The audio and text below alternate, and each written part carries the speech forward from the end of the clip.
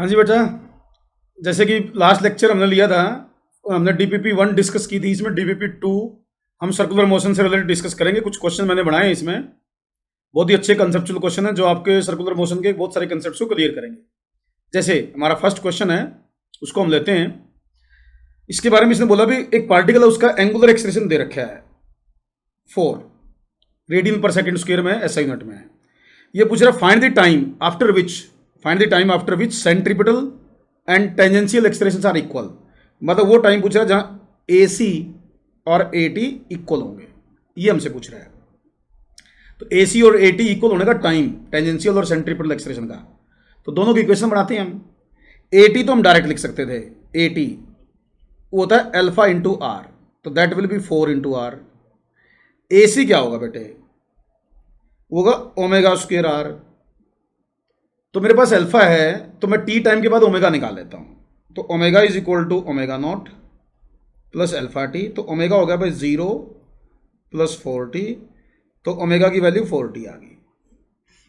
यहां से ए सी आ गया, मेरे पास ए टी आ गया। तो ए सी की जगह लिख दूं बेटा मैं ओमेगा स्क्वेयर आर, और ए टी की जगह लिख दूं 4r।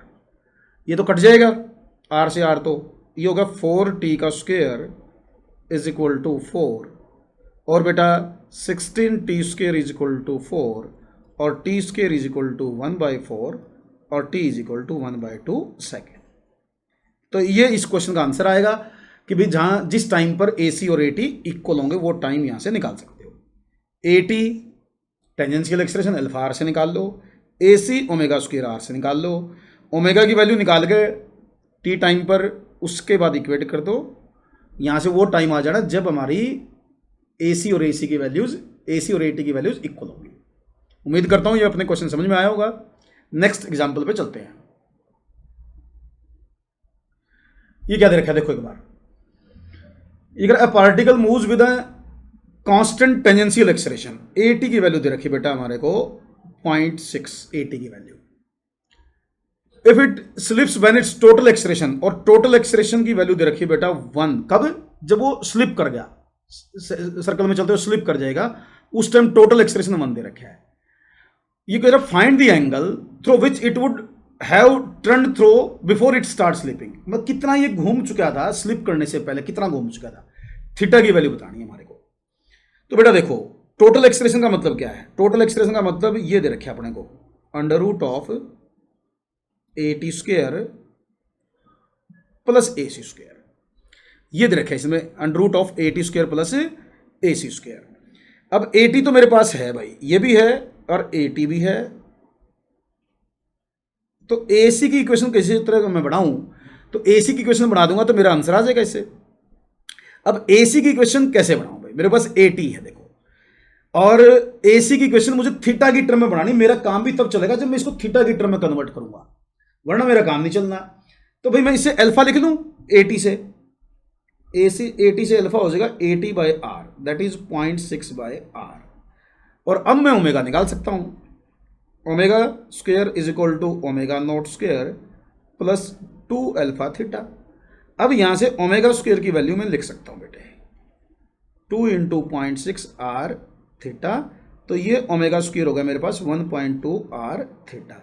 यहां से मैं ए सी लिख सकता हूं ओमेगा की टर्म में, फिर अब होगा ओमेगा स्क्वेयर आर, तो ए सी की वैल्यू मेरे पास आ गई बेटे 1.2 थीटा। अब मेरे पास थीटा निकल जाएगा, तो इसमें भर देता हूं वैल्यू अंडर रूट ऑफ 0.6 का स्क्वायर प्लस 1.2 थीटा का होल स्क्वायर।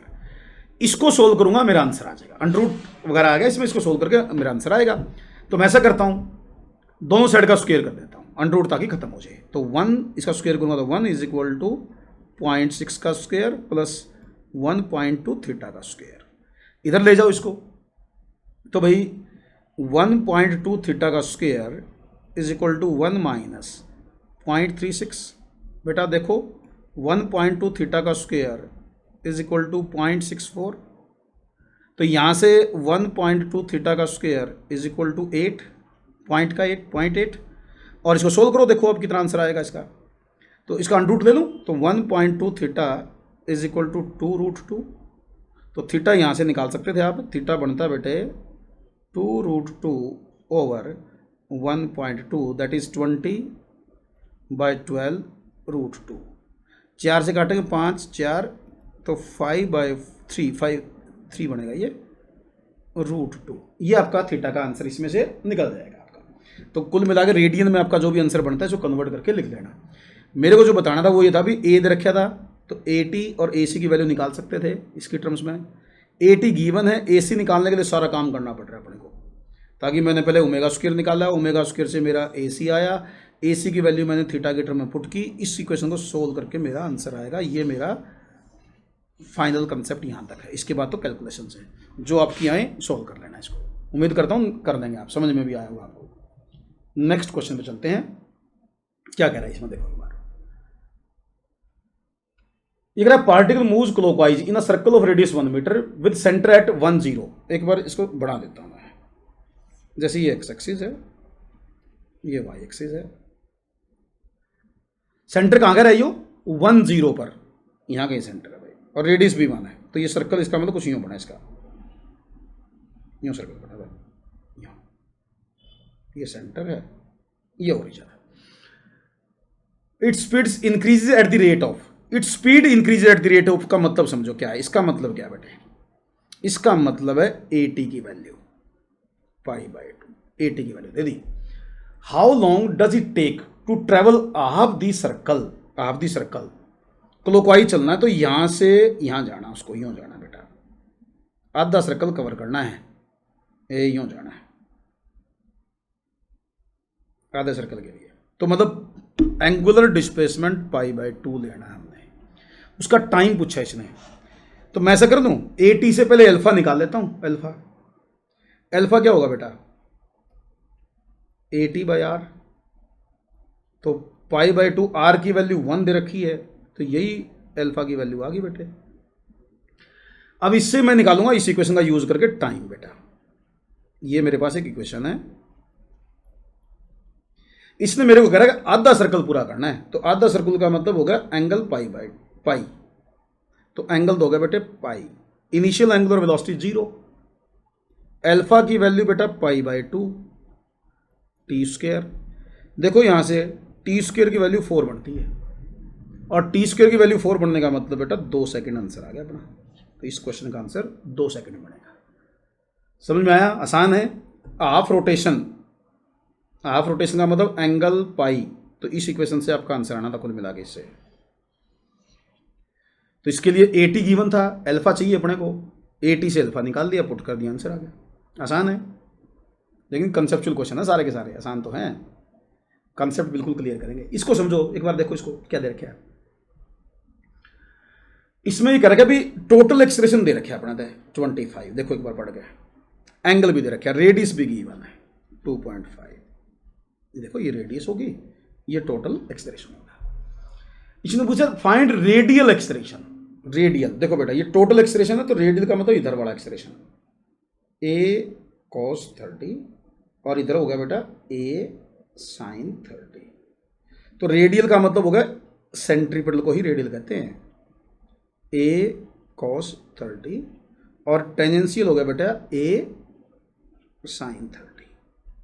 तो A कितना दे रखा है 25 √3/2, 25/2, ये दोनों वैल्यू आ गई, AC और AT। तीसरी वैल्यू भी पूछी है, स्पीड ऑफ द पार्टिकल भी पूछी है।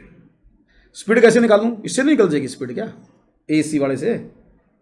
हमारे पास AC की वैल्यू v²/r होती है ना, और r गिवन है 2.5, तो भाई v²/2.5 इज इक्वल टू 25 √3/2, ले जाओ उधर, तो v² इज इक्वल टू 25 √3/2 और 5/2 लिख लो इसको, तो ये मेरे हिसाब से तो ये आ गया भाई 125/4 √3। v² की वैल्यू आ गई ना, ये v² की वैल्यू, और यहाँ से v निकाल दो, यहाँ से v निकल जाएगा आपका। जो भी क्वेश्चन बनता है सोल्व कर लेना इसको। तो ये तो सिंपल है, रिजोल्व कर लिया, AT आ गया, AC आ गया, और उन्हीं की हेल्प से v निकाल दिया। तो 3 चीज़ें इसने हमसे पूछी थी इस क्वेश्चन के अंदर। कर लिया होगा, उम्मीद करता हूँ समझ में आया होगा। ये देखो, ये रिलेटिव वेलोसिटी के कंसेप्ट से रिलेटेड आ गया बेटा, रिलेटिव वेलोसिटी कंसेप्ट से रिलेटेड। इस क्वेश्चन को देखो क्या पूछ रहा है ये बंदा। इसमें कह रहा है O तो है फिक्स और A चल रहा है, O फिक्स है, A चल रहा है। एक पर्टिकुलर इंस्टांट पर ये पोजीशन दिखा रखी है, ए की तो ओ की तो फिक्स ही है, ए की दिखा रखी है, इसका मतलब ए की तो पोजीशन चेंज होती रहेगी। Find angular velocity of A with respect to O. तो बेटा कल वाला जो लेक्चर था उसमें मैंने आपको एंगुलर वेलोसिटी निकालने का तरीका बताया था। मैंने कहा था भाई velocity of A with respect to O in perpendicular direction निकाल लो और इनके बीच का परपेंडिकुलर डिस्टेंस डिवाइड कर दो। यहाँ इन दोनों के बीच का गैप जो भी डिस्टेंस आता है, मतलब परपेंडिकुलर डिस्टेंस तो क्या बोलूँ, डिस्टेंस जो भी आता है, जैसे इस केस में ये डिस्टेंस है, आपको डिवाइड करना पड़ेगा। और मेरे हिसाब से तो ये डिस्टेंस बनेगा √2d ट्राइंगल का यूज़ करके, तो यहाँ √2d से डिवाइड कर दूंगा। और मुझे यहाँ वेलोसिटी चाहिए बेटा इसकी परपेंडिकुलर डायरेक्शन में। यहाँ देखो ये एंगल 45, ये एंगल 45, तो ये एंगल 45 बनेगा, तो यहाँ वेलोसिटी बनेगी v/√2। रिजोल्व करके देख लो, v/√2, तो v/√2 ओवर √2d, तो angular velocity of A with respect to 2 is equal to v/2d। ये आंसर आ गया, v/2d। This is required answer. उम्मीद करता हूँ कल वाला अगर आपको ध्यान है कॉन्सेप्ट रिलेटिव वेलोसिटी कैसे निकालते हैं तो ये भी समझ में आ गया होगा। ऐसे बहुत सारे क्वेश्चन बनाए जा सकते हैं, इसमें ओ को भी चलाया जा सकता था, हो सकता है ओ भी मूवेबल हो। इसमें तो जैसे ए चल रहा है, ऐसे ही ओ को भी मूवेबल लेके फिर रिलेटिव वेलोसिटी परपेंडिकुलर डायरेक्शन में, इसके परपेंडिकुलर जो लाइन इन दोनों को ज्वाइन कर रही है ना, उसके परपेंडिकुलर डायरेक्शन में रिलेटिव वेलोसिटी चाहिए हमें, उसको उनके गैप से डिवाइड कर देंगे, जो भी गैप बनता है आपकी एंगुलर रिलेटिव वेलोसिटी पता चल जाएगी। नेक्स्ट क्वेश्चन पे चलते हैं बेटा। ये देखने में आपको लगेगा मुश्किल सा क्वेश्चन है, अंडरस्टैंडिंग के हिसाब से बिल्कुल आसान है। क्या है उसको समझो एक बार। इसमें कह रहा है block of mass m moves with a velocity v against a smooth fixed vertical groove of radius r kept on a smooth horizontal surface. Find normal reaction of the floor. जैसे मतलब ये आप समझो एक रिंग है जिसकी मोटाई भी दे रखी हो, जैसे इस तरह की चौड़ाई की कुछ रिंग है, इसके अंदर कोई चीज़ घूम रही है, जैसे टेबल पर रिंग रख दी, उस रिंग में उसकी चौड़ाई है मतलब जैसे, तो उसके अंदर कोई चीज़ घूम रही है, तो एक तो रिएक्शन फ्लोर से लगेगी और एक रिएक्शन इसकी दीवार लगाएंगी, इस रिंग की दीवार जो बनेगी ना जिससे टच करते हुए घूम रही है वो, तो दो नॉर्मल रिएक्शन लगेंगी। तो इसकी अगर एपीडी बनाऊं, जैसे मैं यूँ घूम रही है, मान लो ये बॉडी है अपनी, तो एक तो इसका वेट लग रहा है बेटा, ये ग्राउंड के कारण नॉर्मल रिएक्शन में N1 कह रहा हूँ, और एक इस दीवार के कारण नॉर्मल रिएक्शन N2 कह रहा हूँ। ये दो पूछी है, सिंपल सी चीज़ है। देखो आप ध्यान से देखो, N1 तो वेट को बैलेंस किए हुए है, ग्राउंड की रिएक्शन तो mg के बराबर होगी, ये मतलब फ्लोर की, मतलब एक normal reaction due to vertical wall. अब ये देखो जब ये सर्कल में घूम रही है, यूँ घूम रही है, तो ये जो यहाँ से नॉर्मल रिएक्शन लग रही है वो सेंटर की तरफ नहीं लग रही है। इसका मतलब ये हुआ कि ये जो N2 है ये सेंटर की तरफ लग के सेंट्रीपिटल फोर्स दे रही है, इसको सेंटर की तरफ लग के सेंट्रीपिटल फोर्स दे रही है, तो ये होगी बेटा mv²/r। तो दीवार वाली रिएक्शन ही इसकी रोटेशन के लिए रिस्पॉन्सिबल है, ऐसे कह सकते हैं इसको। तो दीवार की रिएक्शन सेंट्रीपिटल फोर्स के बराबर के, तो N1 mg को बैलेंस किए हुए है। यहाँ से दोनों आंसर आपके आ जाएंगे। उम्मीद करता हूँ बिल्कुल एफबीडी को देख के समझ में आ गया होगा ये। नेक्स्ट देखो 7th क्वेश्चन में क्या कहना चाह रही हो। थ्योरी तो पढ़ी रही होगी ना आपने, थ्योरी पढ़ लोगे तो ये क्वेश्चंस जो है डीपीपीज आपको समझ में आएंगे। ये कह रहा है hemisphere of bowl radius r, एक हेमिस्फेरिकल बाउल है भाई, इसको बनाओ पहले तो। इसकी रेडियस है r, यहां कहीं इसका सेंटर है। It is rotating about axis of symmetry, इस एक्सिस के अबाउट ये रोटेट कर रही है बाउल, इसके अबाउट, ठीक। kept vertical, a small ball kept in the bowl rotates with ball without slipping on its smooth surface, and angle made by the radius through the ball with the vertical is alpha। समझो इसका मतलब क्या, इतनी बात लिखने का इसका मतलब यह है कि इसके अंदर एक बॉल है, वो बाउल के साथ साथ घूम रही है और बाउल का सरफेस फ्रिक्शनलेस स्मूथ है, और यहां से जो रेडियस जा रही है ना, ये रेडियस, इसका ये एंगल वर्टिकल के साथ अल्फा है, दिस एंगल इज अल्फा। ये दे रखा है इसने। ये क्या पूछ रहा है अपना, find the angular speed at which bowl is rotating. ये ओमेगा पूछ रहा है भाई, इसकी ओमेगा पूछ रहा है। बिल्कुल ये इक्विलिब्रियम में बोल, इसमें फोर्सेस देख लो, वेट लग रहा है, और यहाँ एक नॉर्मल रिएक्शन लग रही है बाउल के सरफेस के कारण। मैं एक बार एन को रिजोल्व करके देखता हूँ बेटा, फिर आपका आंसर आ जाएगा इसमें। जैसे ये एंगल अल्फा बनेगा तो ये होगा एन कॉस अल्फा और ये बनेगा एन साइन अल्फा। अब जैसे ये बॉल घूमेगी ना तो ये बॉल भी घूमेगी, लेकिन बॉल की सर्कल ऑफ रोटेशन यहाँ बनेगा, ये ध्यान रखना, ये बॉल का सर्कल ऑफ रोटेशन। और बॉल के लिए रेडियस का काम ये करेगी भाई, ये डिस्टेंस रेडियस, क्योंकि इसके सर्कल का सेंटर यहाँ है, ये नोट करना पॉइंट, ये मेन चीज़ है इसमें। बाउल की रेडियस है ये, लेकिन इसके सर्कल की रेडियस है ये, तो इसकी जरूरत पड़ने वाली है अपने को, समझाऊंगा मैं इसको। तो यहाँ से देखो भाई एन कॉस अल्फा ने तो वेट को बैलेंस कर लिया, इसको तो लिख दो वेट के बराबर, हमें ओमेगा निकालना है, ये दिमाग में रखना। ये जो इधर कंपोनेंट आया था एन साइन अल्फा, ये क्या कर रहा है, ये दे रहा है सेंट्रीपिटल फोर्स, और वो होगा M omega square R. Capital R तो बाउल की रेडियस है, स्मॉल आर मैंने इसको नाम दे दिया, ये अपने पास। अब मुझे निकालना ओमेगा, मैं इनको डिवाइड कर दूं, डिवाइड कर लेता हूं, फिर आर की वैल्यू भी पुट करूंगा इसमें, मैं डिवाइड कर लेता हूं। सेकंड को फर्स्ट से डिवाइड करता हूं, ये फर्स्ट है, ये सेकंड है, तो omega square R by g is equal to sine alpha by cos alpha, ये लिख देता हूं मैं। अच्छा, साथ साथ मैं आर की वैल्यू भी लिख लूं, जैसे ये कैपिटल आर है, ये वाली वैल्यू कैपिटल आर है, ये स्मॉल आर है, तो ये ट्रायंगल बनी हुई देखो आप एक बार यहाँ, इसमें small R by capital R, मेरे ख्याल से तो साइन अल्फा बना, और स्मॉल आर की वैल्यू आर साइन अल्फा बनी। समझ में आ रही इतनी ज्योमेट्री तो यहाँ से omega square by g R sine alpha is equal to sine alpha cos alpha, ये कट गया बेटा, तो ओमेगा स्क्वायर आया बेटा g over R cos alpha, और omega is equal to root of g over R cos alpha, ये answer आया। ये ओमेगा का आंसर बनेगा इस बाउल वाले क्वेश्चन का। आसान सा है, देखो क्या करना है मैंने, वेट, इसकी पहले फोर्सेज देखे भाई, वेट और नॉर्मल रिएक्शन, दो फोर्स लग रहे थे। अगर मैं इसको देखूं विद रिस्पेक्ट टू ग्राउंड, तो ग्राउंड को रेफरेंस मान लो, अगर मैं बाउल को भी लेके चलूँ ना, अगर ऑब्जर्वर बाउल का लेके चलूँ मैं, तो फिर सूडो फोर्स भी आ जाएगा, फिर थोड़ा सा आंसर तो यही आएगा, लेकिन एफबीडी में थोड़े से सूडो फोर्स की कंसेप्ट को भी हमें इन्वॉल्व करना पड़ेगा, इसलिए मैंने ग्राउंड को ही रेफरेंस मान के समझा दिया इसको। उम्मीद करता हूँ समझ में आएगा। नेक्स्ट एग्जाम्पल पे चलते हैं। ये देखो, इस क्वेश्चन को देखो, आप सोचना इसके बारे में, आपको लगेगा कि क्वेश्चन बड़ा सारा है, लेकिन क्वेश्चन देखने में बड़ा है, वैसे बड़ा नहीं है, वैसे बिल्कुल आसान है। आप इसको देखो एक बार ध्यान से, इस क्वेश्चन को पढ़ो, आपकी स्टेटमेंट देखोगे ना, तो इसमें एक वर्ड यूज किया हुआ है with respect to cabin, as seen from the cabin, ये वर्ड जो है ना, एज सीन फ्रॉम कैबिन, ये बड़ी इंपॉर्टेंट बात है।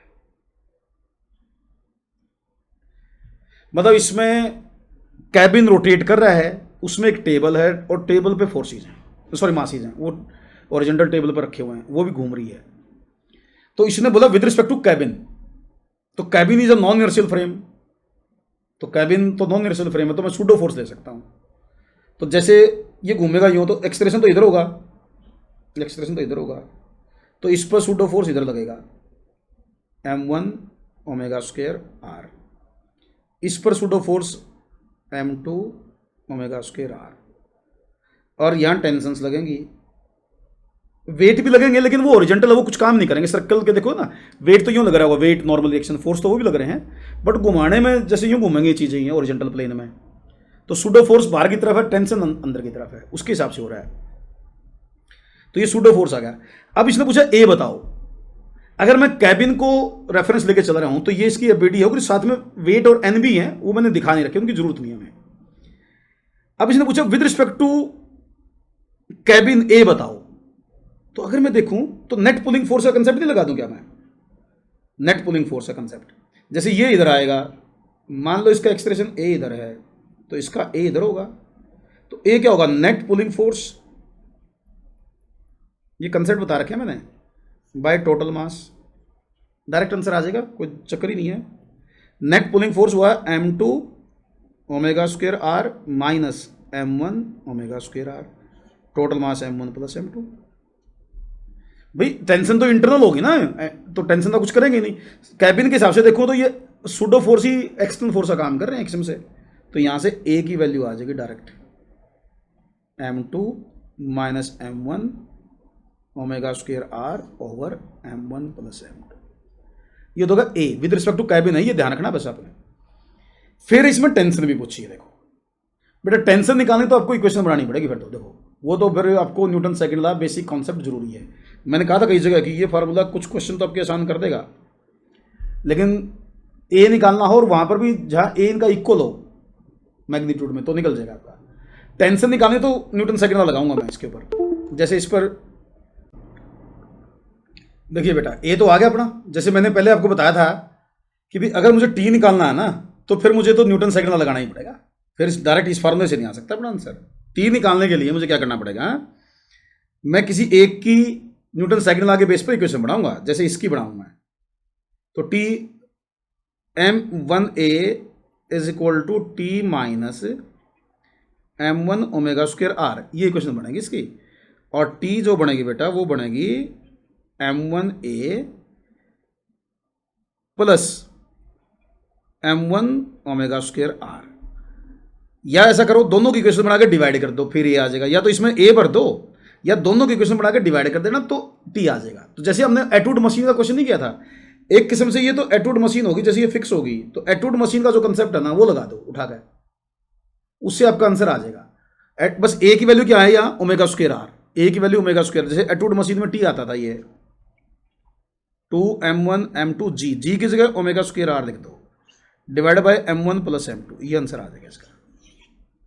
तो कैबिन के कंपैरिजन में तो ये एटूड मशीन वाला केस बन गया, बट जी की जगह आपका जो एक्सप्रेशन है वो ओमेगा स्क्वायर आर होगा, जो काम जी कर रहा था वो ये ओमेगा स्क्वायर आर कर रहा है और कुछ नहीं है। तो ये इसका ध्यान देना, ये टी इसका आंसर यहाँ से निकल जाएगा आपका। उम्मीद करता हूँ समझ में आएगा, बड़ा अच्छा क्वेश्चन है ये, कैबिन को अगर रेफरेंस लेके चलते हैं तो इसलिए अगर ग्राउंड को रेफरेंस लेके चलते हैं ना तो फिर आपको थोड़ा ज़्यादा सोचना पड़ेगा, बल्कि कैबिन के विद रिस्पेक्ट टू तो आसान होगा ये। ठीक, नेक्स्ट क्वेश्चन पे चलते हैं। अब ये बड़ा क्वेश्चन देखो, अब देखो ये नेक्स्ट क्वेश्चन देखो, ये a body weighs 98 newton on a spring balance at North Pole, मतलब ये अर्थ की रोटेशन से रिलेटेड है भाई। अर्थ आपको पता अपनी एक्सिस के अबाउट रोटेट करती है,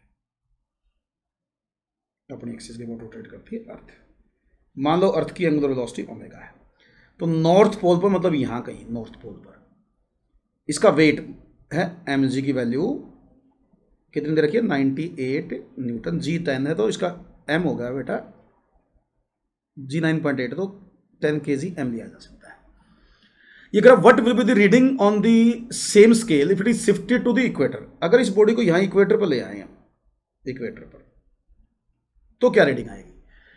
तो आपको पता इफेक्टिव वेट मेजर करेगी स्केल, तो इफेक्टिव वेट कैसे, कौन से फोर्स लगेंगे, यहाँ तो लगेगा एक्चुअल वेट, मैं ग्राउंड को रेफरेंस लूँ तो एक सूडो फोर्स लग जाएगा m ओमेगा स्क्वायर आर, ये आर है। तो यहाँ जो रीडिंग आएगी मान लो वो W डैश आई, तो मेरे हिसाब से तो वो बनेगी mg minus m omega square R. तो ये रीडिंग आपने सोल्व करनी, तो W डैश की वैल्यू पूछ रहा है भाई, m 10 हो गया, g 9.8, m मैंने कॉमन ले लिया है, ओमेगा अर्थ का टाइम पीरियड 24 आवर है ना, तो 2 पाई बाय 24 आवर को सेकंड में कन्वर्ट करना बेटा, स्क्वायर है इसका। और आर अर्थ की रेडियस कितनी होती है 6400 किलोमीटर है, तो मीटर में कन्वर्ट करना बेटा। इसको सोल्व करके आप ओमेगा डैश की वैल्यू निकालोगे। ये अंडरस्टूड है कि ओमेगा डैश 98 से तो कम आएगा, तो ये है इसमें, मतलब मेन आपको ना डायग्राम समझ में आनी चाहिए इसमें कि भाई एक तो वेट तो लग ही रहा था, एक ये लग रहा है। यहाँ देखो, यहाँ जब थे ना तो यहाँ तो केवल एक फोर्स लग रहा था mg, क्योंकि यहाँ तो ये तो सेंटर के थ्रू पास कर गया ना, तो इसके तो यहाँ सूडो फोर्स तो लगा नहीं जब यहाँ थी बॉडी, तो यहाँ 2 फोर्स लग गए, ये तो लग ही रहा है, सूडो फोर्स और लग गया बाहर की तरफ, जिसको सेंट्रीफ्यूगल कह देते हैं कई जगह ना, सेंट्रीफ्यूगल। तो उससे आपका इफेक्टिव वेट जो है वो इसके बराबर आएगा, रीडिंग इसके बराबर आएगी। इसको आपको सोल्व करना पड़ेगा, कैलकुलेशन थोड़ी बड़ी है, सोल्व कर लेना इसको। लेकिन नेक्स्ट क्वेश्चन में चलते हैं बेटे। ये देखो, इसमें थोड़ी सी आपको मैथमेटिकल इंटीग्रेशन की कैलकुलेशन करवानी है मुझे, इसलिए ये क्वेश्चन दिया गया, पर्पज यही है इसके पीछे मेरा। देखो, इसने ओमेगा की वैल्यू दे रखी बेटा हमारे को, ओमेगा नॉट माइनस के थीटा। मैं फाई की बजाय थीटा लिख रहा हूँ और कुछ नहीं, लिखने में आसान रहेगा। इसने पूछा find the dependence of the rotational angle. ओहो पूरा नहीं लिख रहा, rotational angle on time, on time, time के ऊपर डिपेंडेंस बतानी, टाइम के साथ रिलेशन बताना एंगल का, थीटा का। ठीक, तो आसान है, इंटीग्रेशन आना चाहिए। इसको D theta by d T लिख लो, आ जाएगा आंसर। इसको लिख लो, तो यहां से D theta omega not minus के theta is equal to D T, और इसको कर दो इंटीग्रेट, सिंपल है। इंटीग्रेट, इसकी लिमिट 0 से थीटा, इसके 0 से टी। बट इंटीग्रेशन आता होगा तो क्वेश्चन सोल्व होगा। ये लोग की टर्म में इंटीग्रेशन है इसका, अगर इंटीग्रेशन में दिक्कत है फिर फंस जाओगे।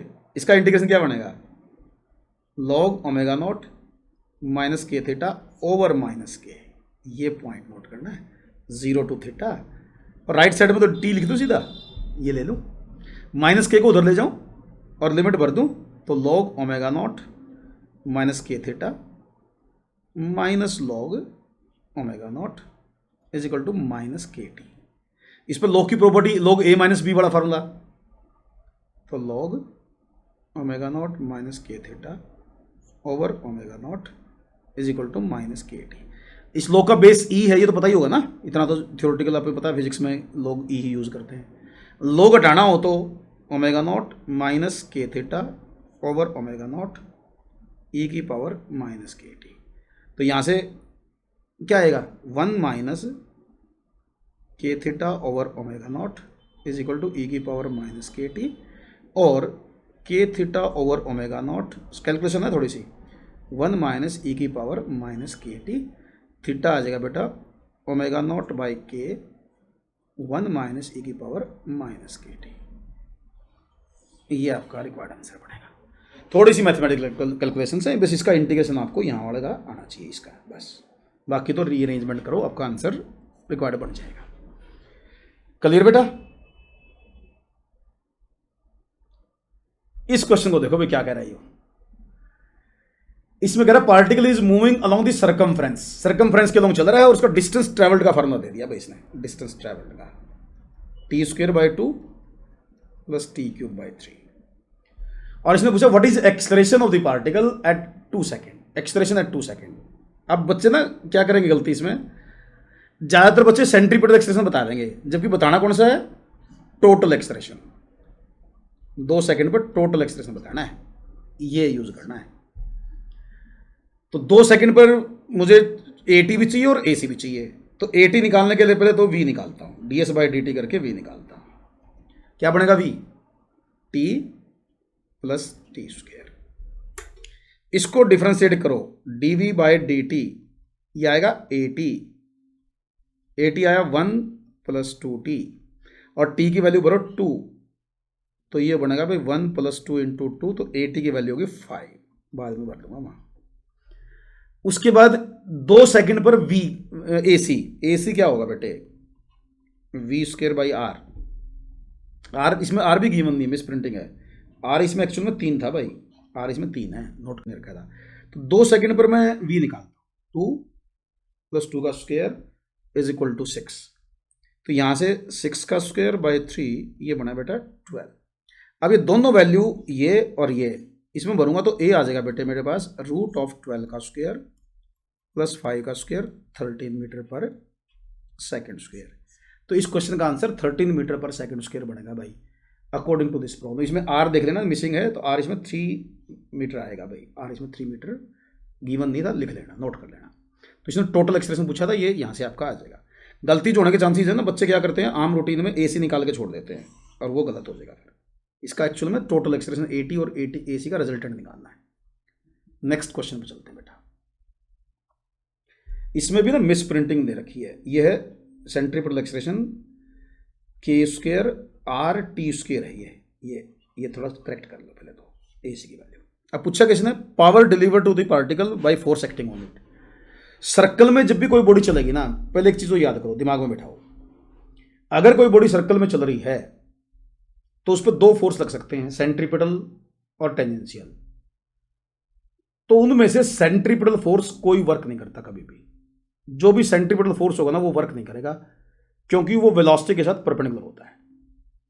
इसलिए सेंट्रीपिटल फोर्स जो है उसका वर्क भी जीरो आएगा, उसकी पावर भी जीरो आएगी।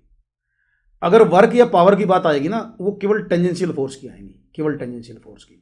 तो इसलिए हमें इसमें टेंजेंशियल फोर्स ही कैलकुलेट करना है, उसके बाद पावर की बात करेंगे।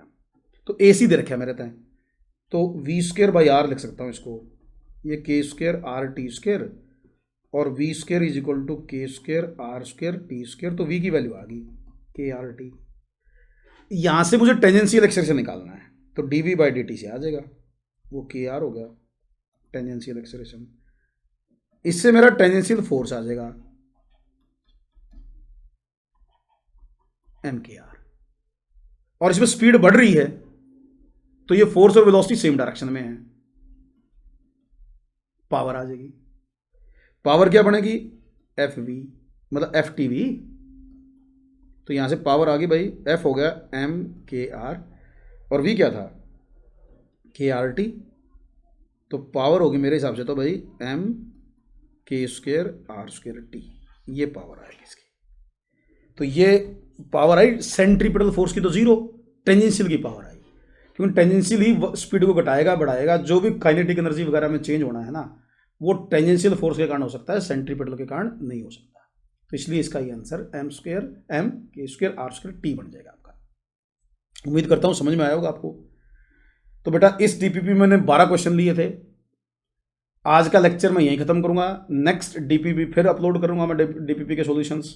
नेक्स्ट लेक्चर में फिर मैं सर्कुलर मोशन को ही इसमें समझाऊंगा आपको, उसके और अच्छे अच्छे क्वेश्चन करवाऊंगा। वैसे एक्चुअल में मैंने आपको 3 डीपीपी कही थी सर्कुलर मोशन की, एक्चुअल में मैं 4 बनाऊंगा। सेंट्रीपिटल जो होता है ना, sorry motion in vertical circle की, वो एक अलग से डीपीपी बनाऊंगा इंडिपेंडेंट, उसके अच्छे अच्छे क्वेश्चन मैं अलग से करवाऊंगा आपको। तो टोटल 4 डीपीपी कराऊंगा, ये सेकंड थी। नेक्स्ट लेक्चर में मिलते हैं बेटा। Okay bye bye.